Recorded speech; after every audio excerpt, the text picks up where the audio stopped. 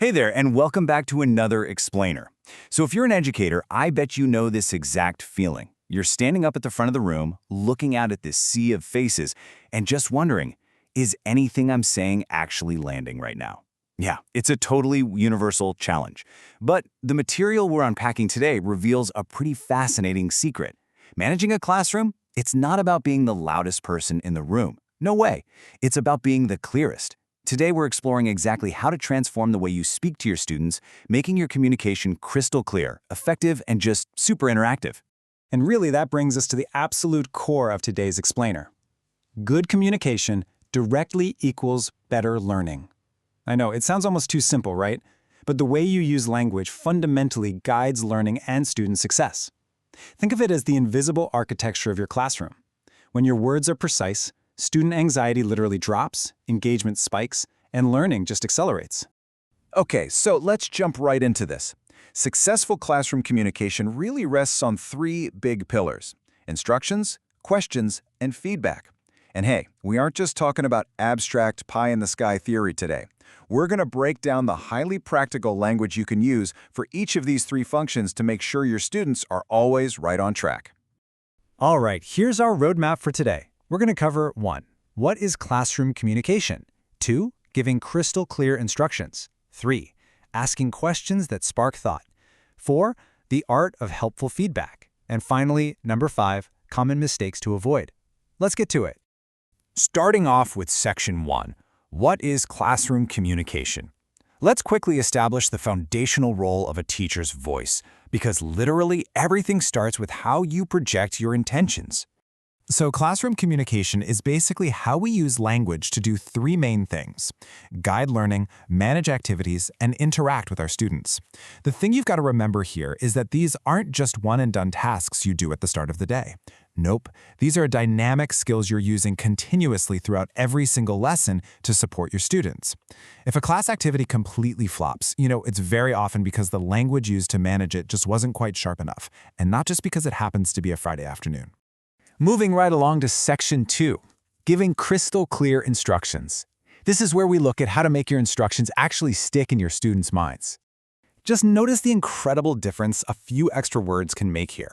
A basic B1 level instruction like open your book kind of leaves students completely guessing, right? Like, open it to what page? What exactly are we doing once it's open? But if we level that up to an advanced B2 instruction, open your book to page 10 and read the first paragraph carefully. Bam! That adds absolutely crucial detail and purpose. You've given them the exact location and the specific task. All the guesswork is totally gone. Another massive technique for clarity is structuring your instructions with sequencing words. Words like first, then, after, finally. When you've got a complex activity, breaking it down into a sequence like this really guides students step by step. Remember, clear steps equal clear learning. If you use strong verbs, keep your sentences relatively short, and sequence them out, comprehension goes way, way up. Okay, so here's the kicker. What happens after you give those instructions? If there is literally one single thing you take away from this explainer today, let it be this. Please stop asking, do you understand? Think about it. When you ask a room full of students, do you understand, what happens? You usually just get a polite, blank stare or a bunch of nodding heads from students who are entirely lost but just don't want to admit it. Instead, you've got to use what we call ICQs, or instruction checking questions. ICQs are these wonderfully specific questions that actually force the student to prove they know what happens next. So instead of that dreaded, do you understand?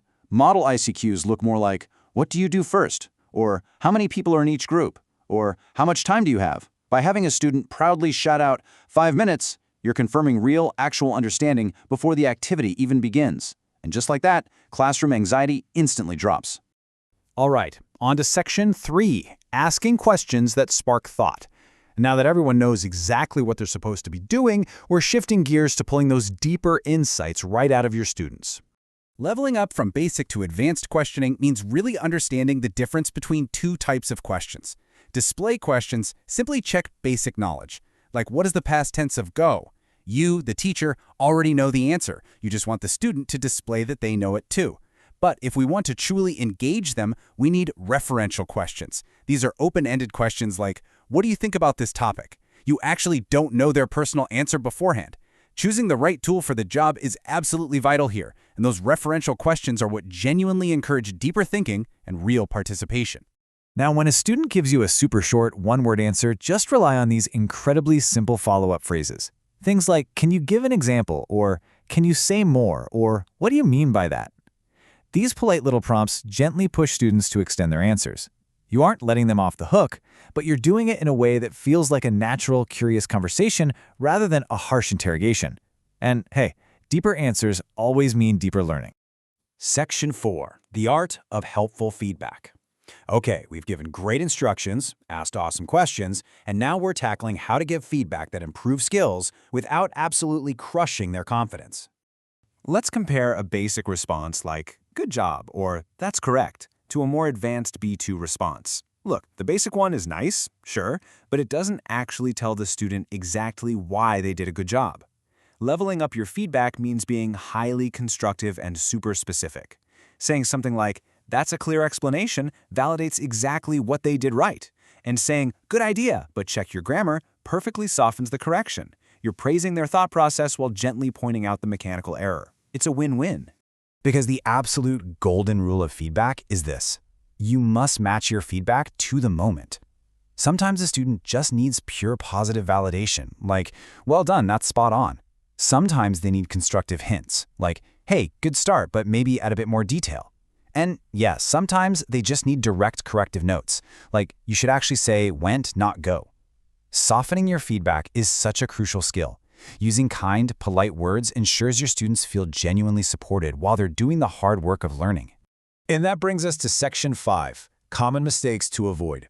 We've covered the main pillars, so let's just wrap this up with a quick rapid-fire list of do's and don'ts to keep you out of trouble. Okay, here are the 3 absolute fastest ways to create instant classroom chaos. Number 1, making your instructions way too long. Seriously, if you talk for 3 minutes straight about how to do a worksheet, they tuned out 2 minutes ago. Number 2, asking only yes or no questions. That completely kills any chance of deeper thinking. And number 3, giving harsh or just totally unclear feedback. It either hurts their feelings or leaves them entirely confused about what they're supposed to fix. But don't worry, here are your straightforward fixes. First, simplify your language and break tasks down into clear steps. Second, shift away from those basic yes or no questions and start asking open, referential questions. And third, give kind, specific, and constructive feedback. I know it sounds super fundamental, right? But honestly, reminding yourself to make these small tweaks will have a massively positive impact on your classroom's daily energy. So educators, it's officially your turn to practice. Next time you sit down to prep a lesson, don't just plan out the content, plan your communication. Try scripting out just one single crystal clear sequenced instruction. Write down one higher-level open-ended question that's going to spark a real debate.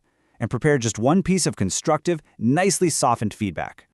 I'm going to leave you with this thought. The power to manage your classroom and really accelerate your student success, it has literally been right there in your vocabulary this whole time. So how will you transform your classroom today? Using just a few well-chosen words? Think about it. Give these communication skills a test drive and just watch how the dynamics in your room change for the better. Thanks so much for hanging out with me for this explainer, and we will see you next time.